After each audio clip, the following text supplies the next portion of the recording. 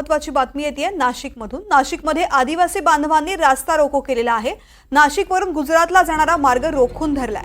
पेठ गावामध्ये गेल्या 28 तासांपासून रास्ता रोको सुरू आहे। अनेक गावं आंदोलनामध्ये उद्या सुद्धा सहभागी होणार आहेत। नाशिकमध्ये आदिवासी बांधवांनी रास्ता रोको केलाय। नाशिकवरून गुजरातला जोडणारा मार्ग रोखून धरलाय।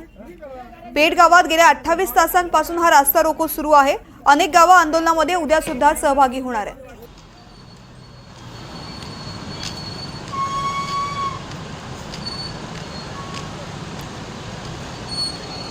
नाशिकवरून गुजरातला जाणारा महामार्ग रोखून धरण्यात आलेला आहे। नाशिकमध्ये आदिवासी बांधवांनी रास्ता रोको करत हा मार्ग रोखून धरलाय। पेठ गावामध्ये गेल्या 28 तासांपासून रास्ता रोको सुरू आहे। अनेक गावं उद्या सुद्धा या आंदोलनामध्ये सहभागी होणार आहेत। नाशिक गुजरात हायवेवरील पेठ गावामध्ये गेल्या 28 तासांपासून रास्ता रोको करण्यात आलेला आहे। हा मार्ग रोखून धरण्यात आलाय।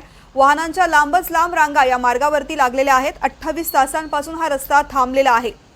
आदिवासी बांधवांनी या ठिकाणी रास्ता रोको आंदोलन केलंय। नाशिकमध्ये आदिवासी बांधवांनी आंदोलन करत 28 तासांपासून हा महामार्ग रोखून धरलेला आहे। पेठ गावामध्ये गेल्या 28 तासांपासून हा रास्ता रोको सुरू आहे। नाशिकवरून गुजरातला जाणाऱ्या हायवेवरील पेठ गावामध्ये 28 तासांपासून रास्ता रोको सुरू आहे। आदिवासी बांधवांनी रास्ता रोको केलाय।